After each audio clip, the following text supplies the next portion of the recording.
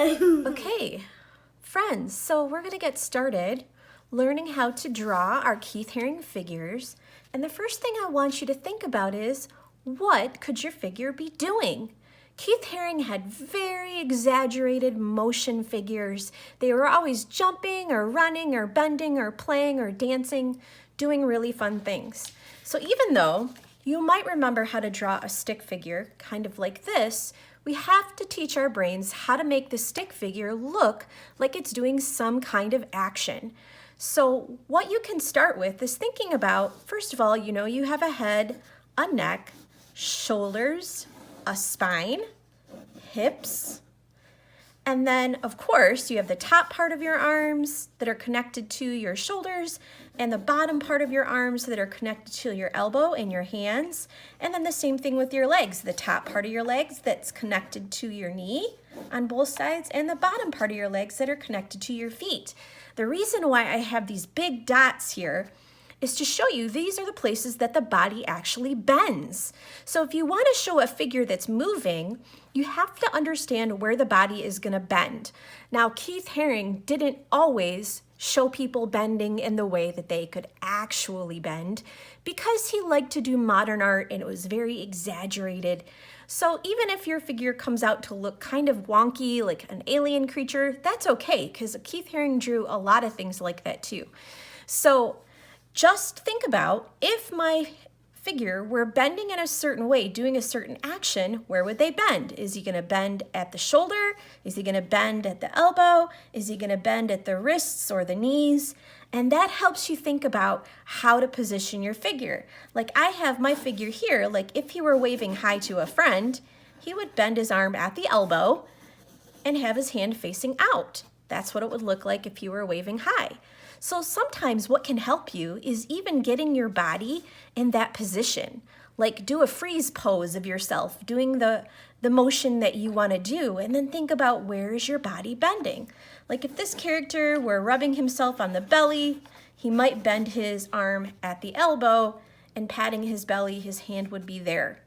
Same thing with the legs. If he has a leg kicked out, maybe the leg is extended out this way, and his knee is right here, and the bottom part of a leg and his foot is sticking out.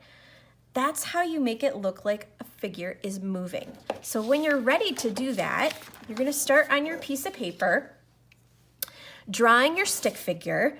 And remember, it doesn't have to look like even a perfect stick figure because we're just learning how to show figures in motion. The key thing here is trying to get your figure to look like it's moving.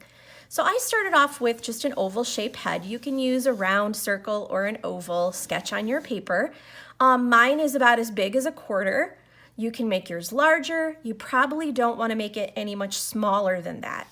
So make a nice big round or oval shaped head, and then you can put a little line for a neck. Most of Keith Haring's figures did not have a lot of neck showing. Shoulders, just like that.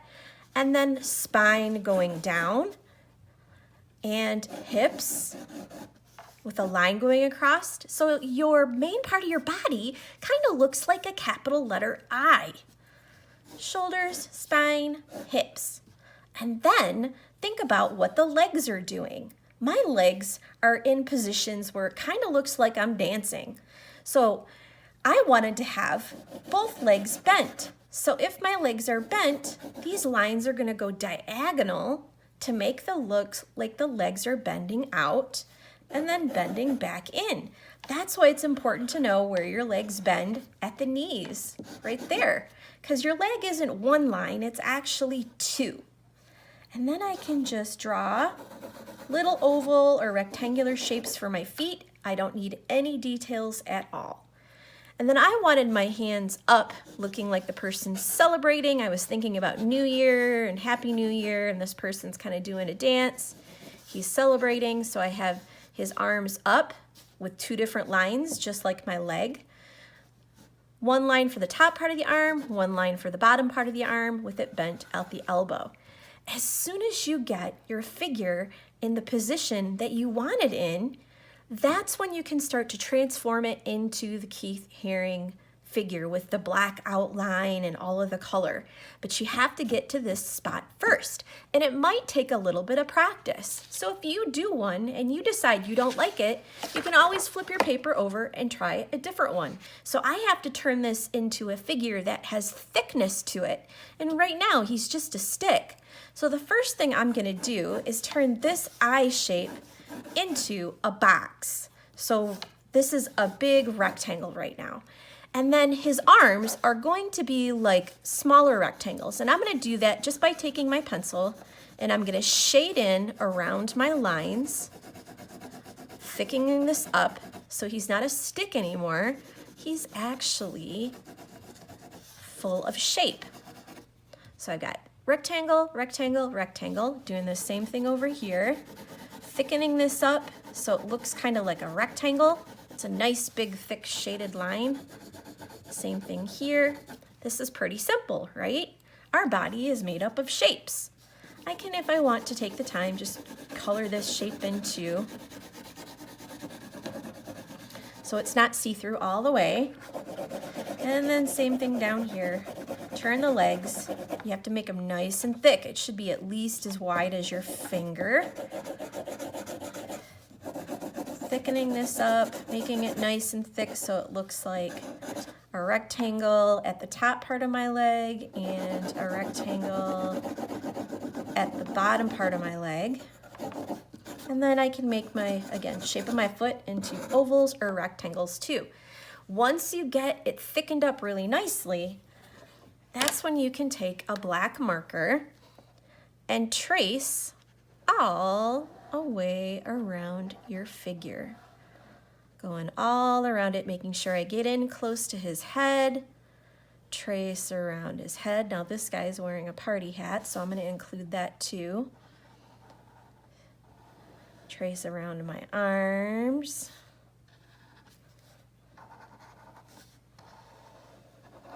Trace around my legs. And again, it's totally fine if you make a mistake. It doesn't have to be perfect. Keith Haring's figures very much looked like cartoon people or cartoon figures. It doesn't need to look anywhere near a real life person. We're just trying to get the idea about how to show a figure that's moving. Now, once you get to this part, you can add extra details. You can think, okay, what goes with my figure? I wanted to make my figure look like it was having a party, so I'm drawing a party hat on him, and I'm gonna add some color to that party hat later. We're not drawing faces or clothes at all, so you don't have to worry about that. I can think about, is there anything that my figure is holding on to? I can put, him holding on to balls or playing with some other type of objects. I think I'm just gonna have him holding on to some party streamers because he's at a party and he's dancing.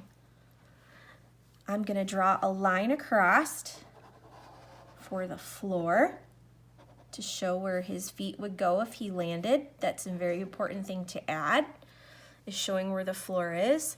And then I'm gonna add those motion lines that Keith Haring added around his artwork to show movement. And that's a very important part of doing this Keith Haring artwork, is to draw those motion lines, kind of like you would see in a cartoon.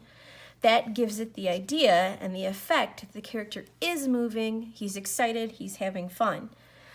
After you're done drawing your details like the floor and the motion lines or any accessories your character might have, then you can think about coloring and adding pattern. I'm gonna do some type of a pattern on the floor, some type of a pattern on the wall, and color my figure in all one color. You can do it like I do it, or you can do it how you choose. You'll see me color really, really fast here when the video speeds up.